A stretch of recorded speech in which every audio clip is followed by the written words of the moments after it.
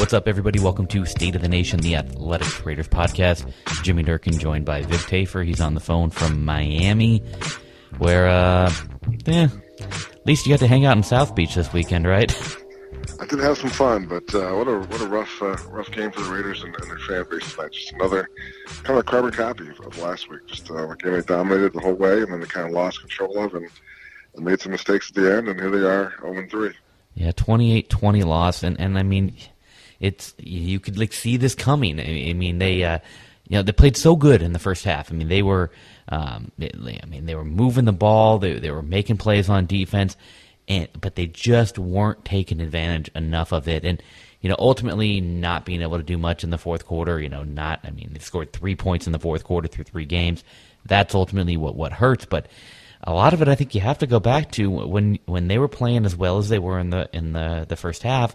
To not take advantage of it hurt, and one of those. If you could point to one place, that 4th and goal, they try to get a little bit too cute and hand it off to Keith Smith, and that did not work for them.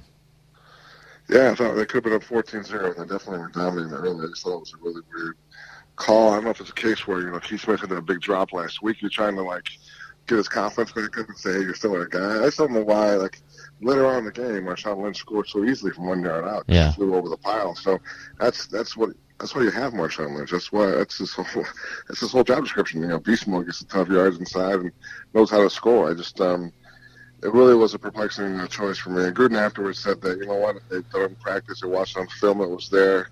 He's 240 pounds. He should be able to get half a yard, but I just don't know. I just don't know why you would do that if you have Marshawn Lynch.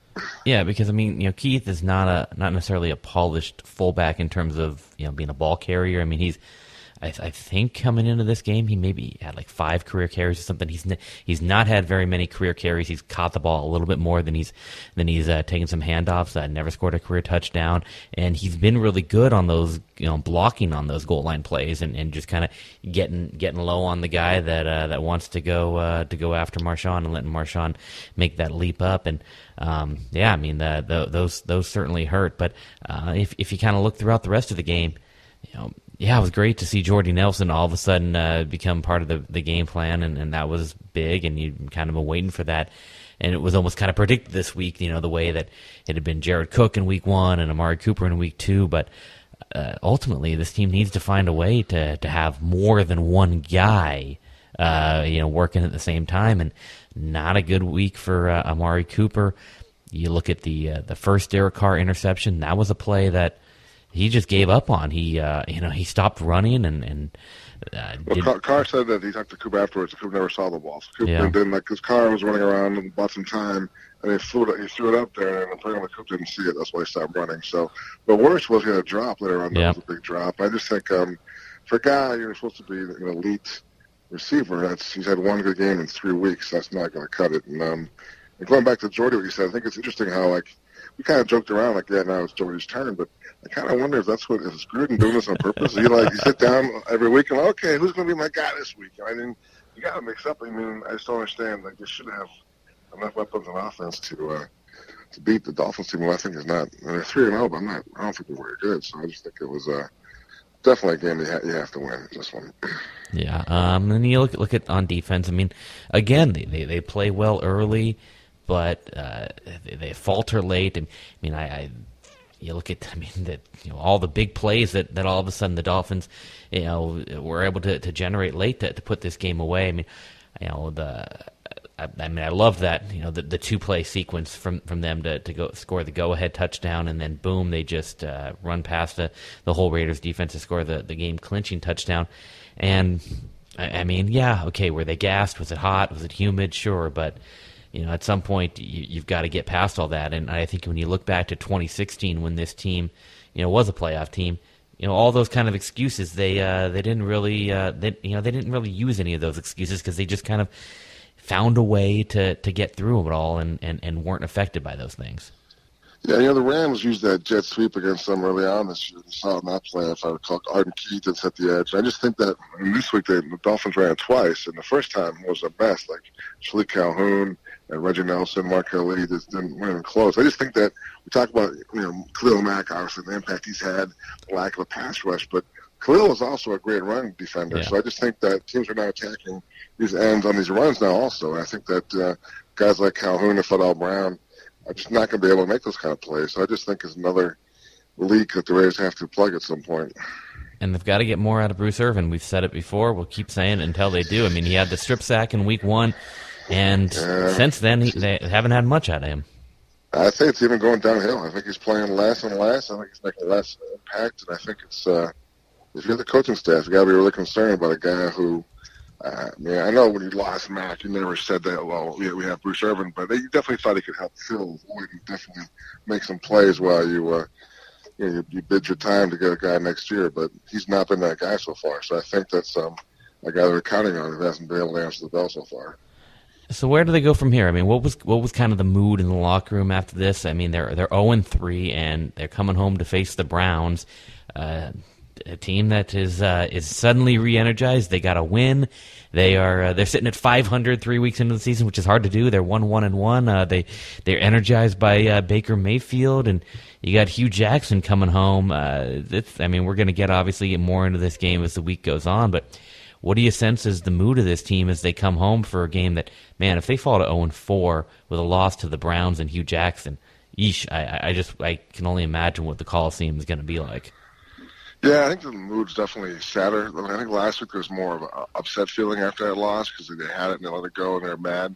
This one's more of a shock. There was more sadness in the locker room. But I think guys like Marshawn Lynch talked today and so did Johnny Nelson. They kind of said, it's a very veteran-heavy team. So you got to rely on your veterans. The veterans have been through this kind of stuff, been through the ups and downs. So you got to just kind of maintain and keep plugging away. And the Browns are not, they're obviously better than people thought they were, but they're not a good team. So you should be able to beat the Browns at home if you're this team that has plans. The Raiders supposedly have some plans to contend this year, at least be close to 500. So I just think that you rely on the veterans. You rely on the veterans, and you hopefully that the script that Griffin's used the first half and the offense has been good in the first half, that can somehow now extend a little further.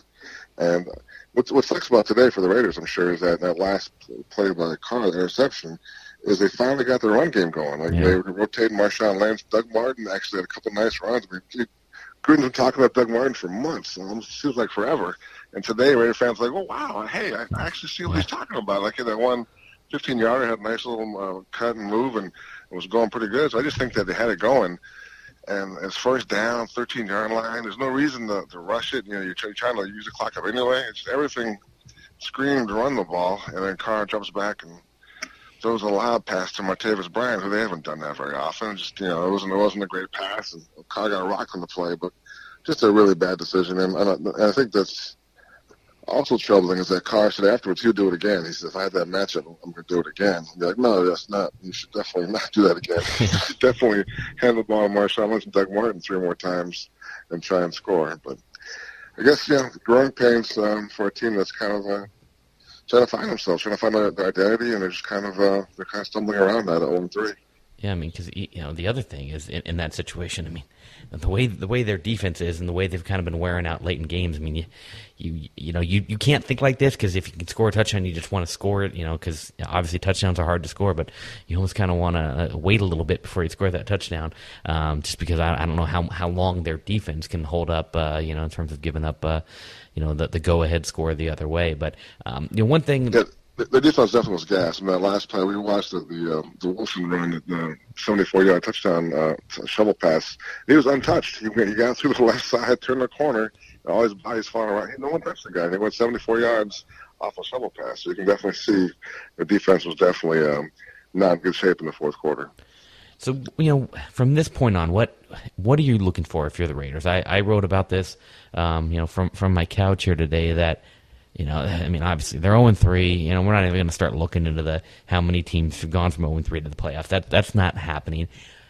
So and they're in this week. Okay, we know they're in rebuilding mode, quote unquote, but they're not. They haven't really even started the rebuild yet because there's this veteran team that is planning to rebuild and eventually will. The rebuild really is going to start in the next off season, you would imagine.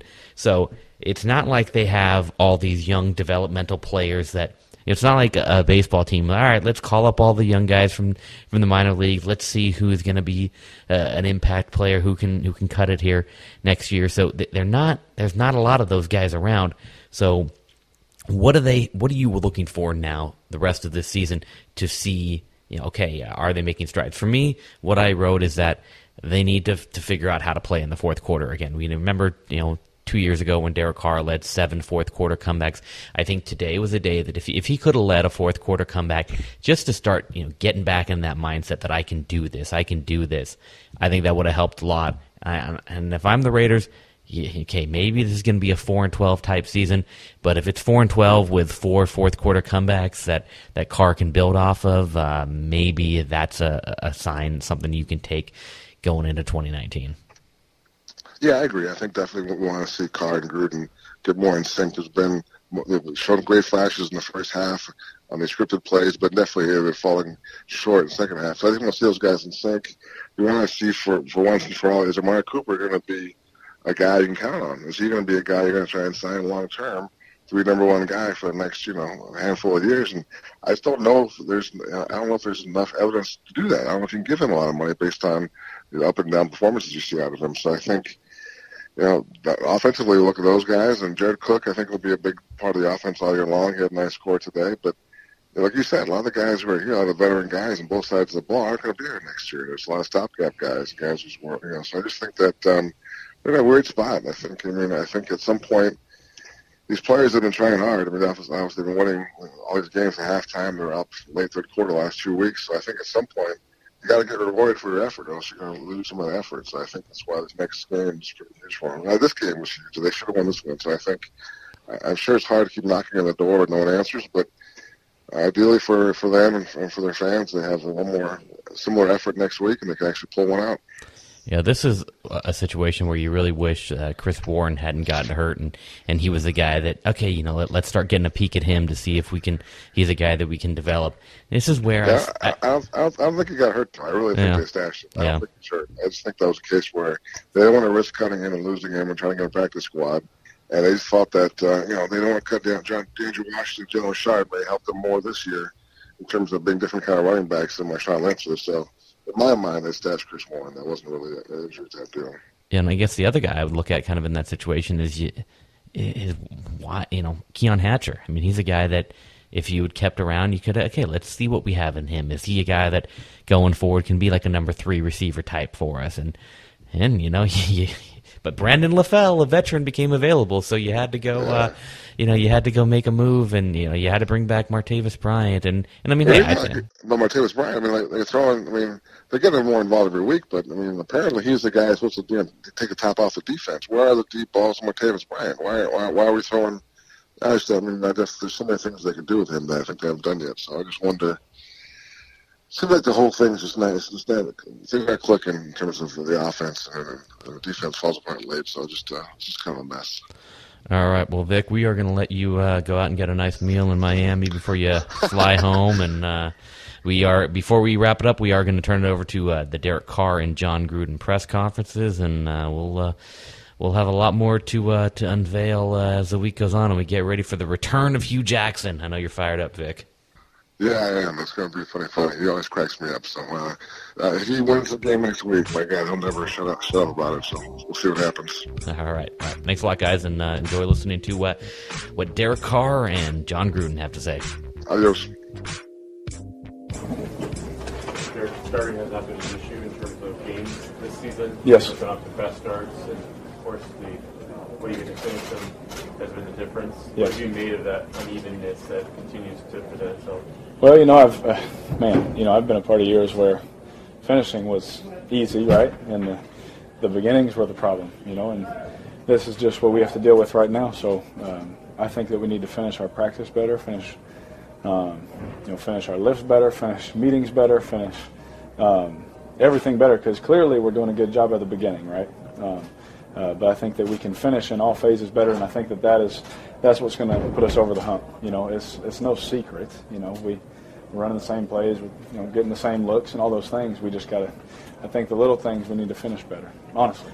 The way you guys are dominating, frankly, in the first half, it was surprised to see that at halftime the score was what it was. Right. You guys should have been up even further. Yep. I think when you look back at this game, you'll find plays where different spirit is there. You guys might have been beyond reach late in the game. There's no doubt about it.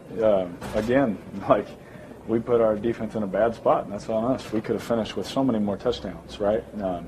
We were moving the ball again. Third week where we're moving the ball. We had a good plan, and we had some good routes and good things going on, and good runs and all that kind of stuff. But when we got down to the red zone, I think that'll be a point of emphasis for us just to finish those drives. Right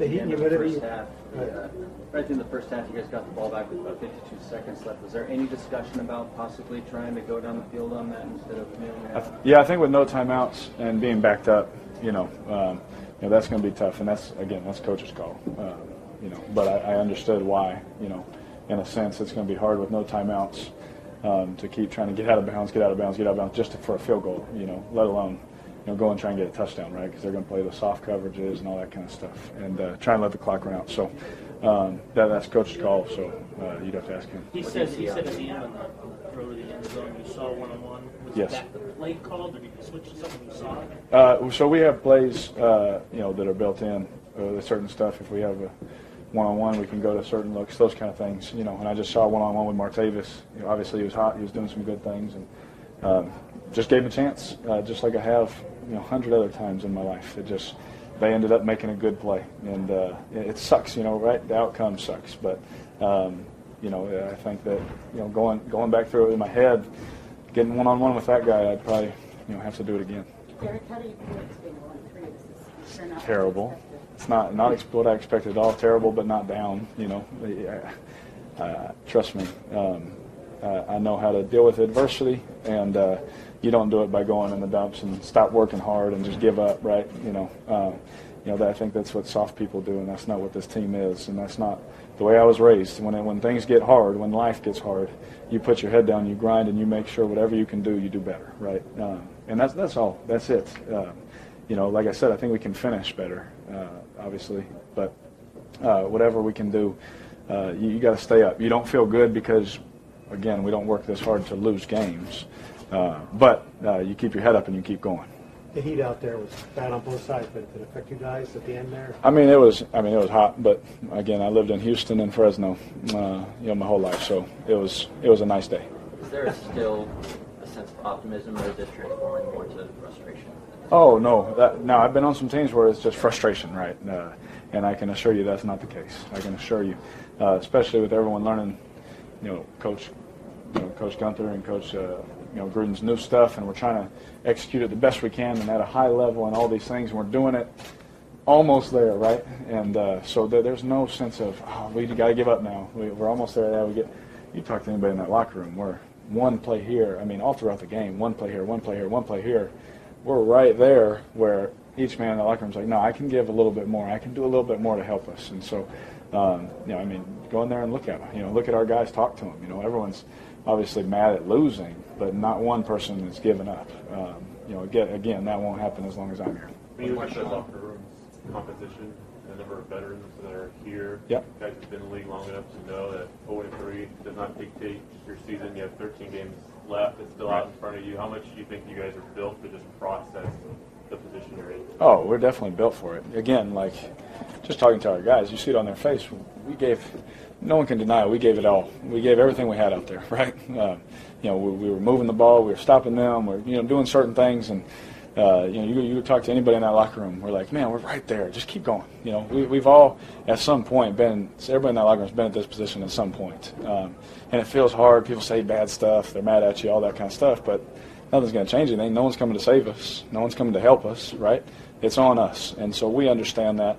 And I think having a veteran group makes it a lot easier, especially as leaders. You don't necessarily have to go to every guy and make sure they're all right. Make sure, hey, keep going, keep doing the right thing. We got a room full of guys that are going to all do the right stuff. When Marshawn says publicly, he decides to speak to reporters and says that this offense is one play away from being the most explosive offense in the NFL. Yeah. What does that tell you? That should tell you how we really feel. I think even as critical as you guys need to be of us, I think you guys see it too, right? We're moving the ball against some good defenses. Those first three defenses that we played have all been top tier defenses, right? And so I think the fact that we've been able to do those things, but then we're right there, we screwed up, right? We have a bad play in the end zone, or one, like you said, one broken tackle here, or one thing here, or that. We're all sitting there thinking like, man, if we just get it together, and we just all start clicking. Once you get it rolling, it doesn't stop, right? Like I remember just a couple of years where we've just been hit a win streak, and they just come, they just roll. And so, again, I think we have a group of guys that believes that, because Marshawn obviously talked to you, he really believes it, right? And so I think that the fact that he said that just tells you how everyone else really feels. What was the disconnect on the first interception? It looked like Amari didn't really know maybe the ball was coming. Yeah, So obviously I had to. 91 came up the field, so I stopped, got back inside, and Coop had him. He had him beat, So I let it go, but he never saw me. He never saw the ball, so he stopped, And again, that's something like, obviously you don't want it to happen because we had a big touchdown, the kind of thing. But he didn't see me. He didn't see the ball thrown. I can't get mad at him for that. It's not like he just ran the wrong route or something, or just blatantly did it. He just. He always had, promise you, he wished he had that one back. But we had the look. We had a good look for the play. So I wish we would have hit that one. That would have been fun. A couple more guys. Take lead into halftime, but do you go in the locker room feeling like maybe you should have been ahead by more? Do you feel like there's more out there? You guys absolutely, yeah, absolutely. I think we left a lot of points, a lot of touchdowns out there, and I think that's been a thing for us. Really, the last couple of weeks, right? I think that we can score more touchdowns and help our defense out. I think that not only can we should, and we will. If you go back to 2016, you guys were really good in the fourth quarter. Yes. What's the key there, and how could you grasp it this season? Just making the plays. I think when it comes down to it, if you were to go back and look at that year, there's times where things could have went the other way or whatever, and we just happened to make the play, or just whatever it was. And the only way that you can do that, and I've been doing this for 5 years now, is you consistently outwork your opponent. You just consistently outwork them. Every practice, every meeting, every time you go lift, every time you're studying film, you have to consistently outwork everybody that you're going to play against in your mind, right? It's the mindset. And so that when you hit the field, all 11 guys, we can all look at each other and say, yeah, so I watched him practice, I watched him work. I know that you'll make this play, right? And so I think that as long as we get back to that, we're going to be just fine. It's Jared Cook in week 1, Amari week 2, obviously Jordy with the huge game today. What did you see from him today, and I suppose bigger picture overall? Yeah, I've seen the stuff, obviously. I've seen what he can do. You guys saw it at practice and during camp and all that. He's a big play guy, all his time in Green Bay. We got him on some good looks. We got the first one that brought inside pressure or outside pressure, and we were able to hit him in the middle, right? And he split them and almost scored. And then obviously the touchdown, ran a perfect route. Again, the big play, I think it was the next drive or a couple drives later on the seam route. He set the stem right, and he's a friendly guy to throw to. I'll just say that. And obviously, he's very talented. So I love Jordy. Love throwing to him. He had a big game, and I wish we could have won, so he could have felt better. Last one, guys. Go ahead. That big hit you took, did that rattle you a little bit, or just kind of felt good to take a hit? Never. Which one? The interception. No, never rattled. I'm always ready to get back up and fight somebody, right? Even if you can't breathe, you try and get back. Never rattled. My goodness. Funny question. But finish some drives in the red zone. That's the story of the game. Although there are a lot of stories behind the scenes. John, can you put your finger on what's going on in the fourth quarter? You guys have been outscored, I believe, 37-3 now. It's my responsibility to fix it. Was the heat a factor out there? It affected me. Affected you? It was hot. It's hot for them, too. We lost some players. Dwayne Harris had an IV. Jordy had to go back, return punts. Donald Penn got hurt. We played our third left tackle most of the game today, our right tackle, I should say. And, hopefully we get some men well. Last interception, what was the play call there? What was the thinking about that? Well, he just saw man-to-man coverage. He decided to take a shot, and unfortunately it didn't work out.